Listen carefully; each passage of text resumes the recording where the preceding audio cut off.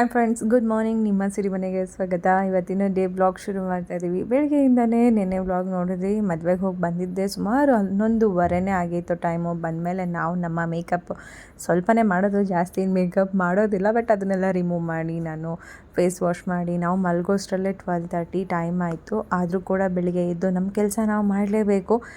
ಸ್ವಲ್ಪ ಪಾತ್ರೆಗಳನ್ನು ಕೂಡ ತೊಳೆದಿರಲಿಲ್ಲ. ನಿನ್ನೆ ಮದುವೆಗೆ ಹೊರಡೋ ತಯಾರಿಯಲ್ಲಿ ಮಕ್ಕಳದ್ದು ಲಂಚ್ ಬಾಕ್ಸ್ ಎಲ್ಲ ಹಾಗೆ ಇಟ್ಟು ಹೋಗಿದ್ದೆ. ಈಗ ಬೆಳಿಗ್ಗೆ ತೊಳೆದ್ರಾಯ್ತು ಅಂತ ಅಂದ್ಕೊಂಡು ಅದನ್ನು ಫಸ್ಟು ಕ್ಲೀನ್ ಮಾಡಿ ವಾಶ್ ಮಾಡಿ ಆನಂತರ ನಾನು ತಿಂಡಿ ರೆಡಿ ಮಾಡ್ಕೊಳ್ತಾ ಇದ್ದೀನಿ. ಇವತ್ತು ತಿಂಡಿ ಬಂದು ದೋಸೆ. ಇದು ಹಿಟ್ಟು ರುಬ್ಬಿಟ್ಟಿದ್ದಿತ್ತು. ಹೇಗೂ ಸಂಡೇ ನಾನು ಇಡ್ಲಿ ಮಾಡಿಟ್ಟಿದ್ದೆ, ಆ ಹಿಟ್ಟು ಹಾಗೆ ಇತ್ತು. ಹಾಗಾಗಿ ಇವತ್ತು ಅದಕ್ಕೆ ದೋಸೆ ಹಾಕಿಬಿಡೋಣ ಅಂತ ಹೇಳಿ ಸ್ವಲ್ಪ ಸಾಂಬಾರಿತ್ತು ಕೂಡ. ನೆನ್ನೆ ನಮ್ಮ ಮದುವೆಗೆಲ್ಲ ನಾವೆಲ್ಲ ಹೊರಡೋದ್ರಿಂದ ನಮ್ಮ ಮನೆಯವ್ರಿಗೆ ಅಡುಗೆ ಮಾಡಿಟ್ಟಿದ್ದೆ. ಅದು ಸಾಂಬಾರು, ಬೇಳೆ ಸಾಂಬಾರು ಮಾಡಿಟ್ಟಿದ್ದೆ. ಅದು ಸಾಂಬಾರು ಹಾಗೆ ಇತ್ತು. ಅದಕ್ಕೆ ಸ್ವಲ್ಪ ಟೊಮೆಟೊ ಚಟ್ನಿ ಮಾಡಿಬಿಟ್ಟು ದೋಸೆ ಮಾಡೋಣ, ಮಕ್ಕಳಿಗೆ ಬಾಕ್ಸಿಗೆ ಟೊಮೆಟೊ ಚಟ್ನಿ ಕಳಿಸಿದ್ದಾಯಿತು. ಇಲ್ಲೂ ಕೂಡ ಅವ್ರಿಗೆ ತಿನ್ನೋದಕ್ಕೆ ಸಾಂಬಾರು ಏನಾದರೂ ತಿಂತೀನಿ ಅಂದರೆ ಬೇಳೆ ಸಾಂಬಾರು ಜೊತೆಗೆ ತಿಂತಾರೆ ಅಂತ ಹೇಳಿ ಅಂದ್ಕೊಂಡು ದೋಸೆ ಮಾಡ್ತಾಯಿದ್ದೀನಿ.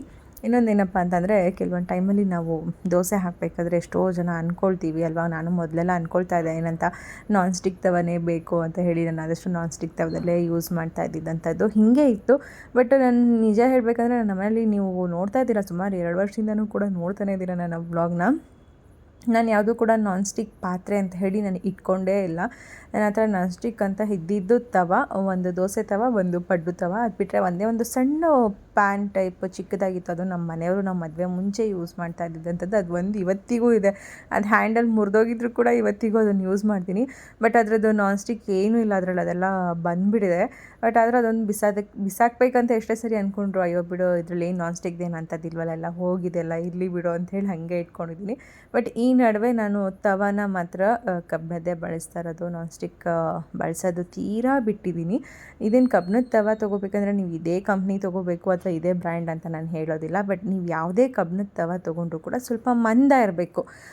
ಏನಾದರೂ ತವ ಆಗ್ಬೋದು ಅಥವಾ ಕಡಾಯಿ ಆಗ್ಬೋದು, ನೀವು ಯಾವುದೇ ತೊಗೊಂಡ್ರು ಕಬ್ಬಿಣದ್ದು ಸ್ವಲ್ಪ ಮಂದ ಇರುವಂಥದ್ದು, ಅಂದರೆ ದಪ್ಪ ನೋಡಿ ತೊಗೋಬೇಕು ಅಂತಾರಲ್ಲ, ಹಾಗೆ ಮಂದ ಇರೋದು ನೋಡಿ ತೊಗೊಂಡ್ರೆ ಬೇಗ ಅದು ಸಿಯೋದಾಗ್ಬೋದು ಅಥವಾ ಹಾಳಾಗೋದಾಗ್ಬೋದು, ಆಗೋದಿಲ್ಲ.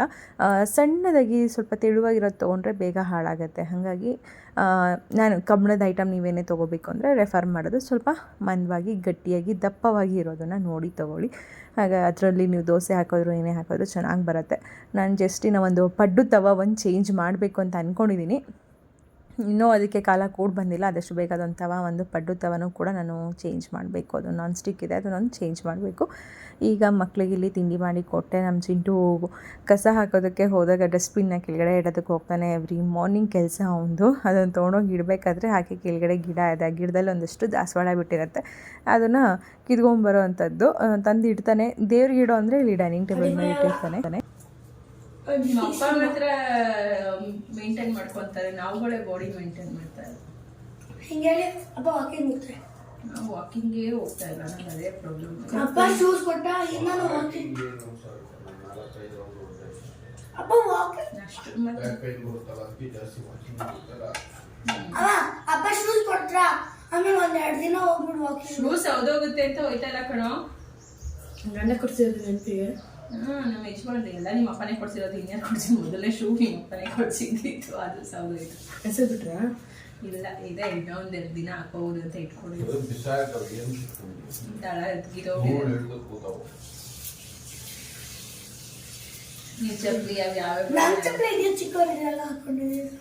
ಎಲ್ಲೋ ಇರಬೇಕು, ಎಲ್ಲೋ ಇಟ್ಟಿದ್ದೀನಿ ಅನ್ಸುತ್ತೆ. ಇಬ್ಬರದು ಫಸ್ಟ್ ಟೈಮ್ ಕೊಡ್ಸಿರೋ ಅಂಥದ್ದು. ಬರೀ ಸಾಸ್ವೆನೇ ಇದೆ. ಚಿನ್ನ ಒಳ್ಳೇದು. ಇಲ್ಲಿ ನಮ್ಮನೇಲಂತೂ ಬೆಳಗ್ಗೆ ಇವತ್ತು ಏನಾದರೂ ಒಂದು ಟಾಪಿಕ್ ನಾವು ಮಾತಾಡ್ತಾನೆ ಇರ್ತೀವಿ. ಮಾತಾಡಿಲ್ಲ ಅಂದರೆ ಅವತ್ತಿನ ದಿನ ಏನೋ ಬೋರಿಂಗ್ ಅನ್ನೋ ಥರ ಇದ್ದೇ ಇರುತ್ತೆ. ಹಾಗಾಗಿ ಇವತ್ತು ವೆಯ್ಟ್ ಲಾಸ್ ಬಗ್ಗೆ ಮಾತಾಡ್ತಾ ಇದ್ವಿ. ಬೀನ್ ಬ್ಯಾಗ್ ಮೇಲೆ ಕೂತ್ಕೊಂಡು ಹಾಕೊತಾರೇನೋ. ಈ ಕಡೆ ಚೇರ್ ಇಲ್ವೇನೋ ಹಾಕೊಳ್ಳೋಕ್ಕೆ. ಅಕ್ಕಂದು ಹಾಕೊಂಡು ಆಲ್ರೆಡಿ ಆಗಿದೆ. ಹಿಂದೆ ಇನ್ನಲ್ಲ, ಹಿಂದೆ ಭಾಳ ಗೋಳು ನಮಗೆ. ಬೇಗ ಬೇಗ ಹೊರಡೋಣ ಅನ್ನಲ್ಲ. ಅಕ್ಷಿ ಬರಲ್ಲ ಬಿಡು. ಹಾಲು ಕುಡ್ದಿಟ್ಯಾ? ಕುಡ್ದ ಎಲ್ಲಾರ್ದು ಹಾಲು. ನೀನು ಕುಡ್ದ ಮಗಳ ಹಾಲು? ಯಾವಾಗ ಕುಡ್ದೆ?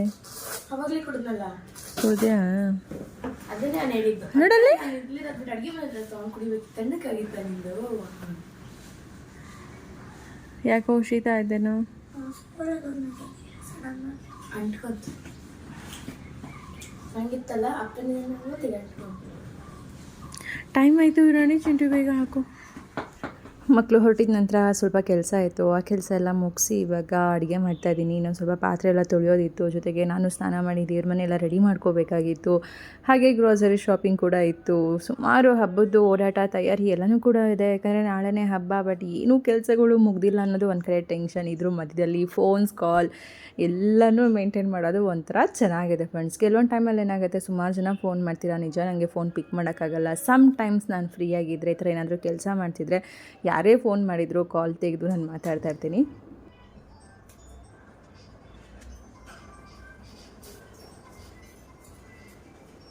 ನಿಮ್ಮ ಹೆಸರು ನಂಗೆ ಗೊತ್ತಾಗಿಲ್ಲ ಯಾರು ಅಂತ. ಮೇಡಮ್ ನಾನು ಉತ್ತರಾಣಿ ಅಂತ.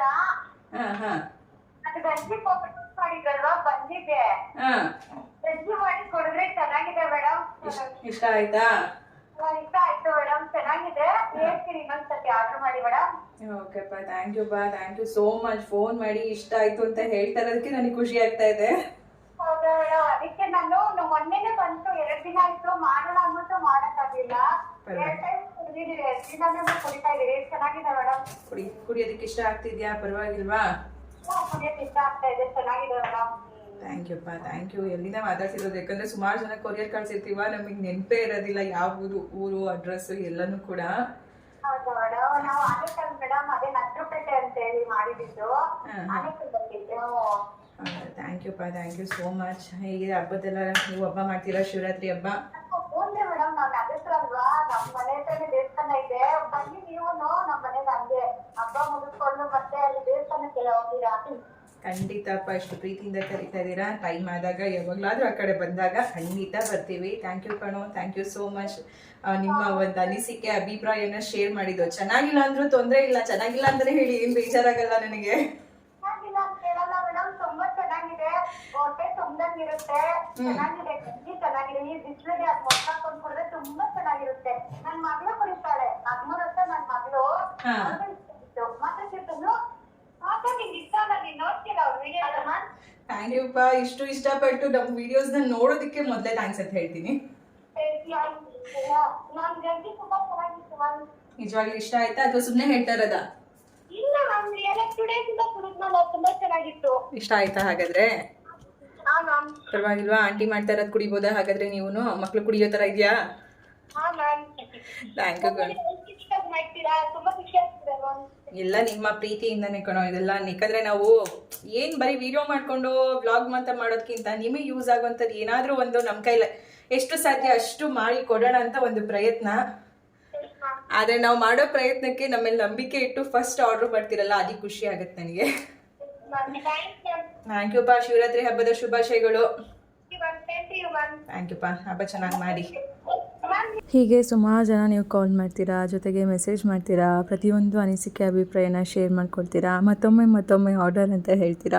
ತುಂಬ ಖುಷಿ ಆಗುತ್ತೆ ಫ್ರೆಂಡ್ಸ್. ಏನಂದರೆ ಯಾವುದೇ ಒಂದು ಕೆಲಸ ಆಗಲಿ ಏನೇ ಆಗಲಿ, ನಾನು ಸುಮಾರು ಸರಿ ಹೇಳಿದ್ದೀನಿ, ನಾವು ಪ್ರಯತ್ನ ಪಡೋದು ಹೆಚ್ಚಲ್ಲ. ನಾವು ಎಷ್ಟೇ ಕಷ್ಟಪಟ್ಟರು ಪ್ರಯತ್ನ ಪಟ್ಟರು ಕೆಲವೊಂದು ಸರಿ ಅದಕ್ಕೆ ತಕ್ಕ ಪ್ರತಿಫಲ ಅಥವಾ ಆ ಒಂದು ಗುರುತಿಸೋ ಅಂಥದ್ದು ಅಥವಾ ಅದನ್ನು ಬೆಳೆಯೋ ಅಂಥದ್ದು ಎಲ್ಲನೂ ಕೂಡ ನಿಮ್ಮ ಕೈಲೇ ಇರುತ್ತೆ. ನೀವೆಲ್ಲರೂ ಒಪ್ಪಿದ್ರೇ, ನೀವೆಲ್ಲರೂ ಕೂಡ ಇಷ್ಟಪಟ್ರೆ, ಅಥವಾ ನಿಮಗೆ ನಮ್ಮ ಮೇಲೆ ನಂಬಿಕೆ ಇಟ್ಟು ಅದನ್ನು ತರಿಸ್ಕೊಳ್ಳೋದ್ರಿಂದನೇ ಇವತ್ತು ಸಣ್ಣದಾಗಿ ಏನೋ ಶುರು ಮಾಡಬೇಕು ಅಥವಾ 4 ಜನಕ್ಕೆ ಏನೋ ಒಂದು ಒಳ್ಳೆ ರೀತಿಯಾಗಿ ಸೇರಬೇಕು ಅಂತ ಮಾಡಿದ್ದು ಇವತ್ತು ಇಷ್ಟು ಜನಕ್ಕೆ ತಲುಪಿಸೋದಕ್ಕೆ, ಹಾಗೆ ಇಷ್ಟಪಟ್ಟು ಮತ್ತೆ ಕೇಳ್ತಾ ಇರೋದಕ್ಕೆ ಒಂಥರ ತುಂಬಾ ಖುಷಿ ಕೊಡ್ತಾ ಇದೆ. ಒಟ್ಟಿನಲ್ಲಿ ನನಗೆ ತುಂಬ ಚೆನ್ನಾಗಿ ಒಂಥರ ನಿಮ್ಮೆಲ್ಲರ ಫೀಡ್ಬ್ಯಾಕ್ ಕೇಳ್ತಾ ಇರೋದಕ್ಕೂ, ಹಾಗೂ ಪುಟ್ಟು ಮಕ್ಕಳು ಕಾಲ್ ಮಾಡಿ ಹೇಳೋ ಅಂಥದ್ದು, ವಾಯ್ಸ್ ರೆಕಾರ್ಡಿಂಗಲ್ಲಿ ಕಳಿಸೋ ಅಂಥದ್ದು, ನಂಗೆ ನಿಜ ಇಷ್ಟು ಚಿಕ್ಕ ಮಕ್ಕಳೆಲ್ಲ ಎಷ್ಟು ನೀಟಾಗಿ ಮಾತಾಡಿ ಪುಟ್ಟು ಮುದ್ದು ಮಾತುಗಳಲ್ಲಿ ನನಗೆ ವಾಯ್ಸ್ ರೆಕಾರ್ಡಿಂಗ್ ಕಳಿಸ್ತಾರೆ.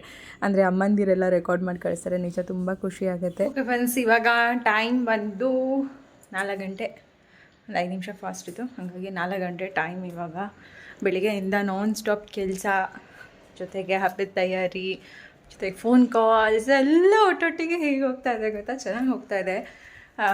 ಈ ವರ್ಷ ಹೂವು ಎಲ್ಲ ತರೋದಕ್ಕೆ ನಾನು ಇನ್ನೂ ಹೋಗಿಲ್ಲ.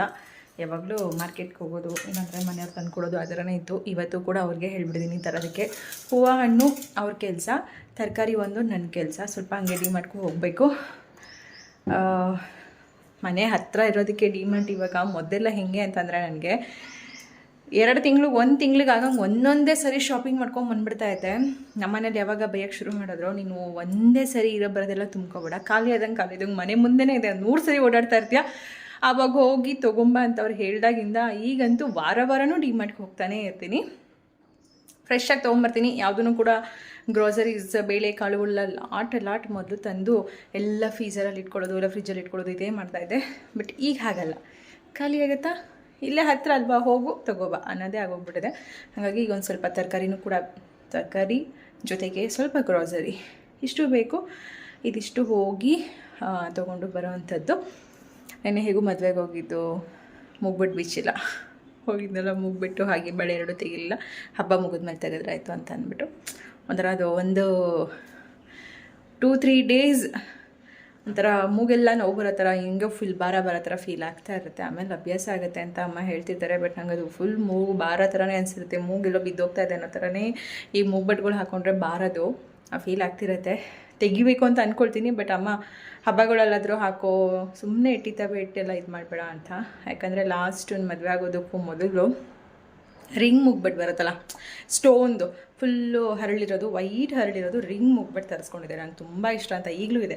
ತೆಗೆಸ್ಕೊಂಡಿದ್ದೆ, ಅಮ್ಮನ ಕೈಲಿ ಹಾಕ್ಕೊಂಡಿದ್ದೆ. ಬಟ್ ಯಾವುದೋ ಹೀಗೆ ಹಬ್ಬದ ಟೈಮಲ್ಲಿ ನಮ್ಮ ಮನೆಯವ್ರು ಎಂಗೇಜ್ಮೆಂಟ್ ಆದಮೇಲೆ ಒಂದು ಸರಿ ಬಂದಿದ್ದರು.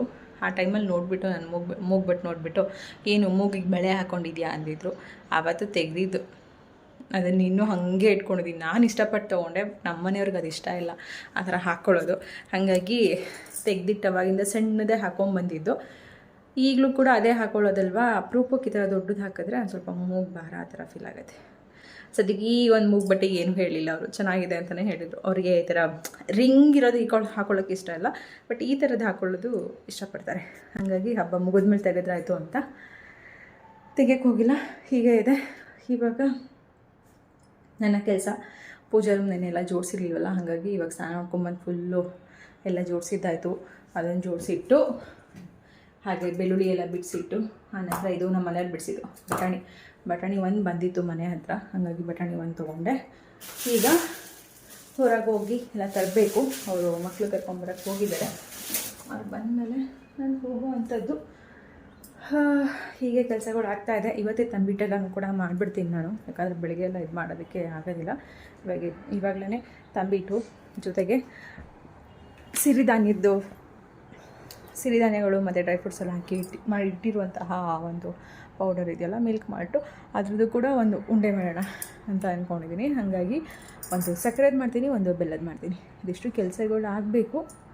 ಮಕ್ಕಳು ಬಂದಮೇಲೆ ಅವ್ರಿಗೇನಾದರೂ ತಿನ್ನೋದಕ್ಕೆ ಕುಡಿಯೋದಕ್ಕೆ ಕೊಟ್ಟು ಆನಂತರ ನಾನು ಹೋಗಿ ಹೊರಗಡೆ ಎಲ್ಲ ಕೆಲಸ ಮುಗಿಸ್ಕೊಂಡು ಬರುವಂಥ. ಸುಜ್ಜು ಫುಲ್ ಸೈಲೆಂಟ್. ಎಲ್ಲೋ ಇದು ನಿಮ್ಮ ಅಪ್ಪನ ಕಾರು?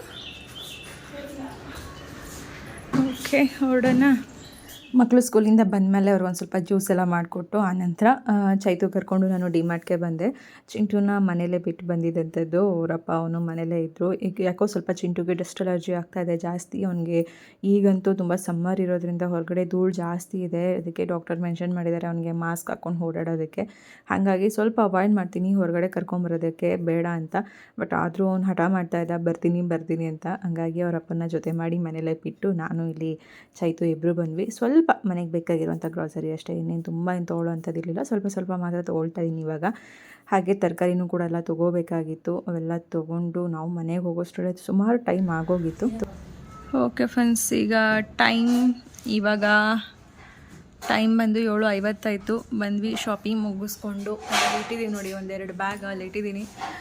ಈಗ ಕೂತಿದ್ದೀವಿ, ಸ್ವಲ್ಪ ಕೆಲಸ ಮಾಡಬೇಕು. ತರಕಾರಿ ಎಲ್ಲ ತೆಗಿಬೇಕು, ತೊಳಿಬೇಕು, ಬೇಜಾನ್ ಕೆಲಸಗಳಿದೆ. ಕೆಳಗಡೆ ಒಂದು ಪೇಪರ್ ಹಾಸ್ಕೊ. ನಮ್ಮ ಅಕ್ಕಂದು ಬೆಲ್ಲ, ನಂದು ಕೊಬ್ಬರಿ. ಅಕ್ಕಂದು ಬೆಲ್ಲ ಏನಿಲ್ಲ, ನಿನ್ನ ಬರೀ ಕೊಬ್ಬರಿ ಅಷ್ಟೇ. ಬೆಲ್ಲ ಕರಗಿಸೋದು, ಅಕ್ಕಂದು ತರಕಾರಿಗಳು ಹಚ್ಚೋದು ಎಲ್ಲ. ಎಲ್ಲ ತೊಳಿಯೋದು ಇಲ್ಲ ಆಸೋ ಫಸ್ಟು ನೀನು ಹಾಸ್ಕೊಂಡು ನೀನು ಕೆಲಸ ಮಾಡೋ ಮಗ. ಒಂದು ಗಿಫ್ಟ್ ತೊಗೊಂಬಂದಿದ್ವಿ. ನಾಳೆ ನನ್ನ ಫ್ರೆಂಡನ್ನು ಒಬ್ರು ಇನ್ವೈಟ್ ಮಾಡಿದ್ದೀನಿ ನಾನು ಅವ್ರಿಗೆ. ಒಂದು ಸ್ಮಾಲ್ ಗ್ಲಾಸ್ ಜಾರು ಅಷ್ಟೇ, ಇನ್ನೇನಿಲ್ಲ. ಸಣ್ಣ ಜಾರ್ ತೊಗೊಂಬಂದ್ವಿ. ಹಾಗೆ ಅದನ್ನು ಗಿಫ್ಟ್ ಪ್ಯಾಕಿಂಗ್ ಮಾಡಿಬಿಟ್ಟು ಕೊಡೋಣ ಅಂತ ಮಾಡ್ತಾ ಇದ್ದೀವಿ. ಶಾಪಿಂಗ್ ಎಲ್ಲ ಮುಗಿಸ್ಕೊಂಬಂದ್ವಿ. ಅಷ್ಟರಲ್ಲಿ ಚಿಂಟುನು ಕೂಡ ಏನಾದರೂ ಒಂದು ಕೆಲಸ ಮಾಡ್ಕೊಡ್ತೀನಿ, ಹೆಲ್ಪ್ ಮಾಡ್ತೀನಿ ಅಮ್ಮ ಅಂತ ಅಂದ. ಹಾಗಾಗಿ ಅವನಿಗೆ ತಂಬಿಟ್ಟು ಮಾಡ್ಕೊಳ್ಳೋದಕ್ಕೆ ಕೊಬ್ಬರಿನ ತುರಿದಿಡು ಮಗ ಅಂತ ಹೇಳಿ ಅವನಿಗೆ ಕೊಟ್ಟು ಅವನೇ ಖುಷಿಯಾಗಿ ತೊಗೊಳ್ತಾನೆ ಇಂಥ ಕೆಲಸ ಎಲ್ಲ ಮಾಡ್ಕೊಡೋದಕ್ಕೆ. ಇವಾಗ ಹೇಗೆ ಅಂತಂದರೆ ಫಸ್ಟು ಚಿಕ್ಕವನಿದ್ದ ಆವಾಗ ಏನು ಅಷ್ಟೊಂದು ಕೆಲಸ ಮಾಡಿಕೊಡ್ಬೇಕು ಅನ್ನೋದು ತಲೆಗೆ ಬರ್ತಾ ಇರಲಿಲ್ಲ ಅವನಿಗೆ. ಈಗೀಗ ಅವ್ರ ಅಕ್ಕ ಮಾಡೋದಾಗ್ಬೋದು ಅಥವಾ ನಾನು ಕೆಲಸದಲ್ಲಿ ಬ್ಯುಸಿ ಇರೋದಾಗ್ಬೋದು, ಈ ಥರದ್ದೆಲ್ಲ ನೋಡಿ ನನ್ನ ಮಕ್ಕಳೇ ಒಬ್ರಿಗೊಬ್ರು ಹೆಲ್ಪಿಂಗ್ ಅಂತ ಹೇಳಿ ಮಗಳಿಗೆ ಯಾವ ಕೆಲಸ ಮಾಡೋದಕ್ಕೆ ಅವಳಿಗೆ ಆಗುತ್ತೆ, ಮಗ ಯಾವ ಕೆಲಸ ಮಾಡೋದಕ್ಕೆ ಅವನಿಗಾಗತ್ತೆ, ಆ ರೀತಿ ಇಬ್ಬರು ನನಗೆ ಹೆಲ್ಪ್ ಮಾಡ್ತಾ ಇರ್ತಾರೆ. ಹಾಗೆ ನಾನು ಹೇಳಿದಾಗೆ ನನ್ನ ಫ್ರೆಂಡ್ನು ಕೂಡ ನಾಳೆ ಹಬ್ಬಕ್ಕೆ ಇನ್ವೈಟ್ ಮಾಡಿದ್ದೆ. ಅವರಿಗೆ ಏನಾದರೂ ಗಿಫ್ಟ್ ಕೊಡೋಣ ಅಂತ ಪ್ಲ್ಯಾನಿಂಗ್ ಇತ್ತು. ಬಟ್ ಏನು ಕೊಡೋದು ನನಗೆ ಕನ್ಫ್ಯೂಷನ್. ನನಗೆ ಏನಂದರೆ ಗಿಫ್ಟನ್ನು ಕೊಡೋದು ಮತ್ತು ಯಾರಾದರೂ ಕೊಟ್ಟಿದ್ದನ್ನ ತೊಗೊಳ್ಳೋದು ನನಗೆ ಇವೆರಡೂ ಕೂಡ ಹಿಂಸೆ. ನನಗೆ ತೊಗೊಳ್ಳೋದಕ್ಕೂ ಇಷ್ಟ ಆಗೋದಿಲ್ಲ. ಅಥವಾ ಬೇರೆಯವ್ರಿಗೆ ಯಾರು ಕೊಡಬೇಕಂದ್ರೆ ಏನು ಕೊಡಬೇಕು ಅನ್ನೋದೇ ತಲೆ ಟೆನ್ಷನ್ ಇರುತ್ತೆ. ಹಾಗಾಗಿ ಏನೋ ಒಂದು ಗ್ಲಾಸ್ ಜಾರು ಅದ್ರ ಜೊತೆಗೆ ಒಂದು ಸ್ವಲ್ಪ ಸ್ವೀಟ್ ಇದೆಲ್ಲ ಇಟ್ಟು ಕೊಟ್ಟೆ ಅಷ್ಟೇ. ನನಗೆ ಇನ್ನೇನು ಐಡಿಯಾ ಬರಲಿಲ್ಲ ಕೊಡೋದಕ್ಕೆ. ಆ್ಯಕ್ಚುಲಿ ಅದು ಸ್ಟ್ರಾಬೆರಿ ನೋಡಿ ತಿನ್ಬೇಕು ಅಂದ್ಕೊಂಡು ಬಂದೆ. ಅಲ್ಲಿ ಸ್ಟ್ರಾಬೆರಿ ದೇವರಿಗೆ ಸ್ಟ್ರಾಬೆರಿ ಇಡೋಣ ಅಂತ. ಅದು ಫ್ರೂಟೇ ಅಲ್ಲ? ಹೌದು, ಸ್ಟ್ರಾಬೆರಿ, ಸಪೋಟ, ದಾಳಿಂಬೆ, ಒಂದು ಇದಿಷ್ಟು ಹಣ್ಣುಗಳು ತಂದವ್ರೆ. ಹೂವು ಅಂತೂ ಎಲ್ಲೂ ಚೆನ್ನಾಗಿಲ್ಲ ಅಂತ ಹೂವು ಎಲ್ಲನೂ ತಂದಿಲ್ಲ. ಅದಕ್ಕೆ ನಾನು ಮಾರ್ಕೆಟ್ ಕೊಡೋಗೋದು. ನಿಮ್ಮ ಅಪ್ಪಂಗೆ ಹೇಳಿದ್ ನಾವು ತರ್ಸೋದ್ರಲ್ಲಿ ನಾವೇ ತರ್ಬೋದು. ಓಕೆ, ನನ್ನ ಮಗಳ ಕೆಲಸ ತೊಂಡೆಕಾಯಲ್ಲಿ ಹಚ್ಚಿದ್ದಾಯಿತು. ಈಗ ಮಶ್ರೂಮ್ ಕ್ಲೀನಿಂಗ್ ಕೆಲಸ. 10 ಗಂಟೆ ಆಗಿದೆ. ಈಗ ತಂಬಿಟ್ಟು ಮಾಡಬೇಕು, ಜೊತೆಗೆ ಇದು ಕಸ, ಕಾಯಿ ತುರಿಬೇಕು. ಇನ್ನು ಕಾಯಿ ತುರಿಯೋ ಕೆಲಸ ಇದೆ, ಕಾಯಿ ತುರಿಬೇಕು. ಈಗ ಊಟ ಆದಮೇಲೆ ಸಿಂಕೆಲ್ಲ ಸ್ವಲ್ಪ ಕ್ಲೀನ್ ಮಾಡಿಬಿಟ್ಟು ತಂಬಿಟ್ಟು ಮಾಡಿಬಿಟ್ಟು ಇಡೋದು. ಆಮೇಲೆ ಇನ್ನೇನಿದ್ರು ನೆಕ್ಸ್ಟ್ ಕೆಲಸ ಇಲ್ಲ. ಇದು ಪಾಪ ನನ್ನ ಮಗ ಕೊಬ್ಬರಿ ತುರಿದಿಟ್ಟಿದ್ದಾರೆ. ನನ್ನ ಮಗ ಕೊಬ್ಬರಿ ತುರಿದಿರೋದು ಇದು ತಂಬಿಟ್ಟಿಗೆ ಅಂತ ಅಕ್ಕಿ ಎತ್ತಿಟ್ಟಿದ್ದೆ. ಇದು ಬಂದು ಎತ್ತಿಡಬೇಕು. ಮನೇಲಿ ಎಲ್ಲರೂ ಕೂಡ ಒಬ್ಬೊಬ್ಬರು ನನ್ನ ಕೆಲಸ ಅನ್ನೋ ಥರ ಹೊಯ್ಸ್ಕೊಂಡು ಮಾಡ್ತಾಯಿದ್ದೀವಿ. ಹೋದ ವರ್ಷ ಅಂತೂ ನಾನೇ ಹಬ್ಬಕ್ಕೆ ಏನೇನು ಬೇಕೋ ಪ್ರತಿಯೊಂದು ತೊಗೊಂಬಂದಿದ್ದೆ. ಈ ವರ್ಷ ಸ್ವಲ್ಪ ನಾನು ಬ್ಯುಸಿ ಇರೋ ಕಾರಣ, ಜೊತೆಗೆ ಕೆಲಸನೂ ಹಾಗೇ ಇದೆ, ಹೇಗಿದೆ ಅನ್ನೋದಕ್ಕಿಂತ ಹೆಚ್ಚಾಗಿ ನನಗೆ ಬಿಡುವೇ ಇಲ್ಲ ಅನ್ನೋ ಥರ ಕೆಲಸ ಇರೋದ್ರಿಂದ ಮನೆಯವ್ರಿಗೂ 1-2 ಜವಾಬ್ದಾರಿ ಅನ್ನೋದು. ಹೂವು ಹಣ್ಣು ಕೊಟ್ಟಿದ್ದೆ 2 ತೊಗೊಂಬರೋದಕ್ಕೆ. ಬಟ್ ಹೂವು ಯಾವುದು ಚೆನ್ನಾಗಿರಲಿಲ್ಲ ಅಂತ ಹೇಳಿ ಬರೀ ಹಣ್ಣು ಮಾತ್ರ ತೊಗೊಂಬಂದಿದ್ರು. ಆ ನಂತರ ಇಲ್ಲಿ ನಾವು ಕೂಡ ನಮ್ಮ ಕೆಲಸನ ಮಾಡ್ಕೊಳ್ತಾ ಇದ್ದೀವಿ. ಮಗಳು ಒಂದು ಕಡೆ ತರಕಾರಿ ಎಲ್ಲನೂ ಕೂಡ ರೆಡಿ ಮಾಡ್ಕೊತಾ ಇದ್ದಾಳೆ ನಾಳೆ ಅಡುಗೆ ಊಟಕ್ಕೆ. ನಮ್ಮ ಮಗಂದು ಏನು ಕೆಲಸ ಇರಲಿಲ್ಲ. ಅವನು ಪಾಪ ಕೊಬ್ಬರಿ ತುರ್ಕೊಟ್ಟಿದ್ದಾಗಿತ್ತು. ಆನಂತರ ಅವ್ನಿಗೆ ಏನು ಬೇಕೋ ಅದು ಆಟ ಆಡ್ಕೊಳ್ಳೋದನ್ನು ಮಾಡ್ತಾಯಿದ್ದ. ಈಗ ನಾನಿಲ್ಲಿ ಹುರ್ದಕ್ಕಿ ತಂಬಿಟ್ಟು ಜೊತೆಗೆ ಮಿಲೆಟ್ಸ್ದು ಉಂಡೆ 2 ಕೂಡ ಮಾಡೋಣ ಅಂತ, ಅಂದರೆ ಡ್ರೈ ಫ್ರೂಟ್ಸ್ ಮಿಲೆಟ್ಸ್ದು ಉಂಡೆ ಅದನ್ನು ಕೂಡ ಮಾಡೋಣ ಅಂತ ಹೇಳಿ ಮಾಡ್ತಾಯಿದ್ದೀನಿ. ಇಲ್ಲಿ ನಾನು ಹುರ್ದಕ್ಕಿ ತಂಬಿಟ್ಟಿಗೆ ಆಲ್ಮೋಸ್ಟ್ ಎಲ್ಲನೂ ಕೂಡ ಹುರಿದು ಇಟ್ಕೊಳ್ಳೋಂಥದ್ದು. ಅಕ್ಕಿ, ಕಡಲೆಕಾಯಿ ಬೀಜ, ಹುರ್ಗಡ್ಲೆ ಎಲ್ಲನೂ. ಜೊತೆಗೆ ಹುರ್ಗಡ್ಲೆ ಪೌಡ್ರೂ ಕೂಡ ಮಾಡ್ಕೊಳ್ತೀನಿ. ಸ್ವಲ್ಪ ಹುರ್ಗಡ್ಲೆನ ಪುಡಿನೂ ಕೂಡ ಮಾಡ್ಕೊಳ್ತೀನಿ. ಹಾಗೆ ಕೊಬ್ಬರಿನೂ ಕೂಡ ಲೈಟಾಗಿ ಸ್ವಲ್ಪ ಹುರಿದಿಟ್ಕೊಳ್ತೀನಿ. ಇನ್ನೊಂದೇನೆಂದರೆ ಇದು ಬೆಲ್ಲ ಬಂದು ಅಂಟು ಪಾಕ ಬರುತ್ತೆ ನೋಡಿ, ಆ ಥರ ಪಾಕ ಬಂದರೆ ಸಾಕು. ತುಂಬ ಏನು ಗಟ್ಟಿ ಪಾಕ ಬಂದುಬಿಟ್ರೆ ಅದು ಉಂಡೆ ಕಲ್ಲಾದಂಗೆ ಆಗೋಗ್ಬಿಡುತ್ತೆ. ಹಾಗಾಗಿ ಅಂಟು ಪಾಕ ಥರ ಬಂದರೆ ಸಾಕು. ಸ್ವಲ್ಪ ನೀರು ಹಾಕಿ ಬೆಲ್ಲ ಹಾಕಿ ಕುದಿಯೋಕೆ ಇಟ್ಟಿದ್ದೀನಿ. ಅದೊಂದು ಕಡೆ ಕುದ್ದು ಅಂಟು ಪಾಕ ಥರ ಬರೋಷ್ಟರಲ್ಲಿ ಇದನ್ನೆಲ್ಲ ಹುರಿದಿಟ್ಟು ಅದು ತಣ್ಣಗಾದ್ಮೇಲೆ ಆ ನಂತರ ಅದನ್ನು ಪೌಡ್ರ್ ಮಾಡ್ಕೊಳ್ಳೋವಂಥದ್ದು ಅಕ್ಕಿ ಎಲ್ಲನೂ. ಅಷ್ಟರಲ್ಲಿ ನಾನು ಅದೊಂದು ಪ್ಯಾನ್ ಏನು ಬಿಸಿ ಇತ್ತು ಅದೇ ಪ್ಯಾನಿಗೆ ತುಪ್ಪ ಹಾಕಿಬಿಟ್ಟು ಈ ಒಂದು dry fruits, milk malt powder ಏನಿತ್ತು ಮಿಲೆಟ್ಸ್ದು ಇದ್ರದ್ದು ಉಂಡೆ ರೆಡಿ ಮಾಡ್ಕೊಂಬಿಡೋಣ ಅಂತ ಇಲ್ಲೊಂದು ಸುಮಾರು ಒಂದು ದೊಡ್ಡ ಕಪ್ಪಷ್ಟು ತುಪ್ಪ ಹಾಕಿ ಅದಕ್ಕೆ 1/4 kg ನಾನು ಮಿಲ್ಕ್ ಮಾಲ್ಟ್ ಪೌಡರ್ನ ಹಾಕಿ ಇದಕ್ಕೆ 1 ಕಪ್ಪಷ್ಟು ಹುರ್ಗಡ್ಲೆ ಪುಡಿ, ಅಂದರೆ ಹುರ್ಗಡ್ಲೆನ ಸ್ವಲ್ಪ ಬಿಸಿ ಮಾಡಿ ಪೌಡ್ರ್ ಮಾಡಿ ಇಟ್ಕೊಂಡಿರೋವಂಥದ್ದು. ಜೊತೆಗೆ ಒಂದು 2.5 ಕಪ್ಪಷ್ಟು ನಾನು ಸಕ್ಕರೆ ಪುಡಿನೂ ಕೂಡ ನಾನು ತೊಗೊಂಡಿದ್ದೀನಿ. ನೀವು ಸಕ್ಕರೆ ಬದಲು ಬೆಲ್ಲನೂ ಕೂಡ ಯೂಸ್ ಮಾಡ್ಬೋದು. ನಾನಿಲ್ಲಿ ತಂಬಿಟ್ಟಿಗೆ ಬೆಲ್ಲ ಹಾಕ್ತಾ ಇರೋದ್ರಿಂದ ಮತ್ತು ಇದಕ್ಕೂ ಬೆಲ್ಲ ಹಾಕಿದರೆ ಎಲ್ಲ ಒಂದೇ ಟೇಸ್ಟ್ ಅನಿಸುತ್ತೆ ಅಂದ್ಬಿಟ್ಟು ಒಂದು ಬೆಲ್ಲ ಒಂದು ಸಕ್ಕರೆ ಅಂತ ಮಾಡೋಣ ಅಂತ ಹೇಳಿ ಮಾಡ್ತಾಯಿದ್ದೀನಿ. ನೀವೇನಾದರೂ ಬೆಲ್ಲ ಪಾಕ ಹಾಕಿದರೆ ಹಾಲು ಹಾಕೋ ಅವಶ್ಯಕತೆ ಇರೋದಿಲ್ಲ. ಬೆಲ್ಲ ಪಾಕ ಹಾಕಿಲ್ಲ ಅಂದರೆ ಸಕ್ಕರೆ ಹಾಕ್ತಾಯಿದ್ದೀನಿ ಅಂದರೆ ಉಂಡೆ ಕಟ್ಕೊಳ್ಳೋದಕ್ಕೆ ನೀವು ಹಾಲನ್ನು ಚೆನ್ನಾಗಿ ಕಾಯಿಸಿ ಅದನ್ನು ಉಂಡೆ ಕಟ್ಕೊಳ್ಳೋದಕ್ಕೆ ಯಾವ ರೀತಿ ಹದ ಬೇಕೋ ಆ ರೀತಿ ಹಾಕಿ ಮಿಕ್ಸ್ ಮಾಡಿಕೊಂಡು, ಇದೊಂಥರ ಬೇಸನ್ ಲಾಡು ನೀವು ಮಾಡಿ ಅಭ್ಯಾಸ ಇದ್ದರೆ ಆ ಒಂದು ಹದದಲ್ಲಿ ಮಿಕ್ಸ್ ಮಾಡಿಕೊಂಡು ಉಂಡೆ ಕಟ್ಕೊಳ್ಳೋವಂಥದ್ದು. ಇದಕ್ಕೆ ನಾನು ಯಾವುದೇ ಡ್ರೈ ಫ್ರೂಟ್ಸ್ ಎಲ್ಲ ಏನೂ ಹಾಕ್ತಾಯಿಲ್ಲ. ಜಸ್ಟು ಮಿಲ್ಕ್ ಮಾಲ್ಟ್ ಪೌಡರು ಜೊತೆಗೆ ಏನು ಹುರ್ಗಡ್ಲೆ ಪೌಡ್ರು, ಸಕ್ಕರೆ ಪುಡಿ, ಹಾಲು, ತುಪ್ಪ ಇಷ್ಟೇ. ಯಾಕಂದರೆ ನಾವು ಡ್ರೈ ಫ್ರೂಟ್ಸ್ ಎಲ್ಲ ಆಲ್ಮೋಸ್ಟ್ ಇದರಲ್ಲಿ ಎಲ್ಲ ಥರದ್ದು ಹಾಕಿದ್ದೀವಿ. ಅಗಸೆ ಬೀಜ ಹಾಕಿದ್ದೀವಿ. ಒಂದು 20 ಥರ ವೆರೈಟೀಸ್ ಈ ಒಂದು ಮಾಲ್ಟ್ ಪೌಡ್ರಲ್ಲಿ ಇರೋದ್ರಿಂದ ಇದಕ್ಕೆ ಮತ್ತೆ ನೀವು ಎಕ್ಸ್ಟ್ರಾ ಅಡಿಷ್ನಲ್ ಆಗಿ ಹಾಕೋ ಅವಶ್ಯಕತೆ ಇರೋದಿಲ್ಲ. ಹೀಗೆ ಉಂಡೆ ಕಟ್ಟುವಂಥದ್ದು ತುಂಬಾ ಚೆನ್ನಾಗಿರುತ್ತೆ. ರುಚಿ ಮಾತ್ರ ಟೇಸ್ಟ್ ಟ್ರೈ ಮಾಡಿ ಹೇಗಿರುತ್ತೆ ಏನು ಎತ್ತ ಅಂತ. ನಮ್ಮನೇಲೆಲ್ಲರಿಗೂ ತುಂಬ ಇಷ್ಟ ಆಗುತ್ತೆ. ನನಗಂತೂ ಇದು ತುಂಬಾ ಇಷ್ಟ. ಡೈಲಿ ಒಂದೊಂದು ಉಂಡೆ ತಿಂದರೆ ಎಷ್ಟು ಒಳ್ಳೆಯದು ಅಂತೀರ. ಯಾಕೆಂದರೆ ಡ್ರೈ ಫ್ರೂಟ್ಸ್ ಅಷ್ಟು ಇದರಲ್ಲಿ ಇದೆ. ಜೊತೆಗೆ ಮಿಲೆಟ್ಸ್ ಅಷ್ಟೇ ಇದೆ, ರಾಗಿನೂ ಕೂಡ ಇದೆ, ಅಗಸೆ ಬೀಜ ಇದೆ. ತುಂಬ ಹೆಲ್ತಿ ಫುಡ್ ಇದು. ಫೈನಲಿ ಒಂದು ಪ್ರೋಟೀನ್ ಲಾಡು ಉಂಡೆ ರೆಡಿ ಆಯಿತು. ಇದು ನಾಳೆ ದೇವರಿಗೆ ನೈವೇದ್ಯ ಇಡೋದಕ್ಕೂ ಕೂಡ ನಾನು ರೆಡಿ ಮಾಡಿರೋವಂಥದ್ದು. ಆ ನಂತರ ಈಗ ತಂಬಿಟ್ಗೂ ಕೂಡ ಇಲ್ಲಿ ರೆಡಿ ಮಾಡ್ಕೊಳ್ತಾ ಇದ್ದೀನಿ. ಬೆಲ್ಲ ಆಲ್ಮೋಸ್ಟ್ ಅಂಟು ಪಾಕ ಅದು ಬಂದಿದ್ದಾಗಿತ್ತು. ಈಗ ಇದನ್ನು ನಾನು ಮಿಕ್ಸಿಯಲ್ಲೇ ಪೌಡ್ರ್ ಮಾಡ್ಕೊಳ್ತಾ ಇದ್ದೀನಿ. ಜಾಸ್ತಿ ಏನು ಇಲ್ಲಿ ನಾನು ಮಾಡ್ತಾಯಿಲ್ಲ ತಂಬಿಟ್ಟು, ಸ್ವಲ್ಪ ಸ್ವಲ್ಪ ಮಾಡ್ತಾ ಇರೋದ್ರಿಂದ ಜಸ್ಟು ಮಿಕ್ಸಿಯಲ್ಲೇ ಪೌಡ್ರ್ ಮಾಡ್ಕೊಂಡ್ರೆ ಆಯಿತು. ಆದಷ್ಟು ನೈಸ್ ಪೌಡ್ರ್ ಮಾಡ್ಕೋಬೇಕು. ಅದು ಪೌಡ್ರ್ ಮಾಡ್ಕೊಂಡು ಅದೊಂದು ಸ್ವಲ್ಪ ಜರಡಿ ಹಿಡಿದ ನಂತರ ಇದಕ್ಕೆ ನಾನು ಹುರಿದಿಟ್ಕೊಂಡಿರೋಂಥ ಸ್ವಲ್ಪ ಹುರ್ಗಡ್ಲೆ, ಕಪ್ಪೆಳ್ಳು, ಕೊಬ್ಬರಿ, ಜೊತೆಗೆ ಹುರ್ಗಡ್ಲೆ ಪುಡಿನೂ ಕೂಡ, ಇದು ಕಡಲೆ ಹಿಟ್ಟಿನ ಪುಡಿ ಅಲ್ಲ, ಹುರ್ಗಡ್ಲೆ ಏನು ಹುರ್ಗಡ್ಲೆ ಇರುತ್ತೆ ಅದನ್ನು ಪೌಡ್ರ್ ಮಾಡಿಟ್ಕೊಂಡಿರೋಂಥದ್ದು. ಹಾಗೆ ಕಡಲೆಕಾಯಿ ಬೀಜ ಎಲ್ಲ ಏನು ಹುರಿದಿಟ್ಕೊಂಡಿದ್ದೆ ಅದನ್ನೆಲ್ಲ ಸ್ವಲ್ಪ ಹಾಗೆ ಕ್ರಷ್ ಥರ ಮಾಡಿಬಿಟ್ಟು ಅದರದ್ದು ಸಿಪ್ಪೆ ಎಲ್ಲ ತೆಗೆದು ಅದನ್ನು ಕೂಡ ಇದಕ್ಕೆ ಸೇರಿಸ್ಕೊಳ್ತಾ ಇದ್ದೀನಿ. ಜೊತೆಗೆ ಸ್ವಲ್ಪ ಏಲಕ್ಕಿ ಪುಡಿನೂ ಕೂಡ ಹಾಕೊಳ್ಳುವಂಥದ್ದು. ಇದಕ್ಕೆ ಇವಾಗ ನಾವೇನು ಬೆಲ್ಲನ ಲೈಟಾಗಿ ಪಾಕ ಮಾಡ್ಕೊಂಡಿರ್ತೀವಿ. ಪಾಕ ಅನ್ನೋದಕ್ಕಿಂತ ಜಸ್ಟ್ ಒಂದು ಅಂಟಂಟ ಥರ ಫೀಲ್ ಬರಬೇಕಷ್ಟೇ. ನೀವಾದರೂ ಗಟ್ಟಿ ಮಾಡಿಬಿಟ್ರಿ ಬೆಲ್ಲನ ಪಾಕ ಅಥವಾ ಎಳೆ ಥರ ಮಾಡಿದ್ರಿ ಅಂದರೆ ಅದು ಉಂಡೆ ಕಟ್ಟಿದ ಮೇಲೆ ಏನಾಗುತ್ತೆ, ತುಂಬ ಗಟ್ಟಿಯಾದಂಗೆ ಒಳ್ಳೆ ಕಲ್ಲದಂಗೆ ಆಗಿಬಿಡುತ್ತೆ. ನೀವು ಕೈಯಲ್ಲಿ ಮುರಿದ್ರೆ ಅದು ಮುರಿಯೋಕ್ಕಾಗಲ್ಲ, ಕಲ್ಲಲ್ಲಿ ಏನೋ ಹೊಡೆದು ಮಾಡಿ ತಿನ್ನಬೇಕಾಗತ್ತೆ. ಹಾಗಾಗಿ ಜಸ್ಟು ಸ್ವಲ್ಪ ಅಂಟು ಫೀಲ್ ಬಂದಿದ ತಕ್ಷಣ ಗ್ಯಾಸ್ ಆಫ್ ಮಾಡಿಕೊಂಡು ನೀವು ಈ ಒಂದು ಉಂಡೆ ಕಟ್ಟೋದಕ್ಕೆ ಒಂದು ಬೆಲ್ಲದ ನೀರು ಎಷ್ಟು ಬೇಕಾಗಿರುತ್ತೆ ಅಷ್ಟನ್ನು ಸೇರಿಸಿ ಉಂಡೆ ಕಟ್ಕೊಳ್ಳೋ ಅಂಥದ್ದು. ಹೇಗೆ ಟೈಮ್ ಆಗ್ತಾಯಿದೆ ಅಂದರೆ ಕೆಲಸ ಮಾತ್ರ ಬೇಗ ಬೇಗ ಮಾಡೋಕ್ಕಾಗ್ತಾನೇ ಇರಲಿಲ್ಲ. ಯಾಕೋ ಗೊತ್ತಿಲ್ಲ, ಯಾವಾಗಲೂ ನನಗೆ ಫಾಸ್ಟಾಗಿ ಕೈ ಹೊಡೋವಂಥದ್ದು, ಫಾಸ್ಟಾಗಿ ಕೆಲಸ ಮಾಡೋವಂಥದ್ದು ಇರ್ತಾಯಿತ್ತು. ಬಟ್ ಈ ಸರಿ ಮಾತ್ರ ತುಂಬಾ ಲೇಟ್ ಆಯಿತು ಕೆಲಸಗಳು ಮಾಡಿ ಮುಗಿಸೋದಕ್ಕೆ. ನಾನೊಂದು ಕಡೆ ತಂಬಿಟ್ಟು ರೆಡಿ ಮಾಡಿಕೊಂಡೆ, ಹಾಗೆ ಪ್ರೋಟೀನ್ ಉಂಡೆನೂ ಕೂಡ ರೆಡಿ ಮಾಡಿಕೊಂಡೆ. ಇನ್ನೊಂದು ಕಡೆ ಪಾಪ ನನ್ನ ಮಗಳು ಹಣ್ಣೆಲ್ಲ ತೊಳೆದಿಡೋ ಅಂಥದ್ದು, ತರಕಾರಿ ಎಲ್ಲ ಹಚ್ಚಿಡೋ ಅಂಥದ್ದು ಎಲ್ಲ ಪಾಪ ನೀಟಾಗಿ ನನ್ನ ಮಗಳು ಮಾಡಿಕೊಂಡ್ಳು. ಈಗ ಏನಿದ್ರು ಇದನ್ನೆಲ್ಲ ಎತ್ತಿಟ್ಬಿಟ್ಟು ಹೋಗಿ ಮಲ್ಗೋಣ ಅಂತ. ಯಾಕಂದರೆ ಟೈಮ್ ಆಲ್ರೆಡಿ 12 ಗಂಟೆ ಆಗೋಗಿತ್ತು.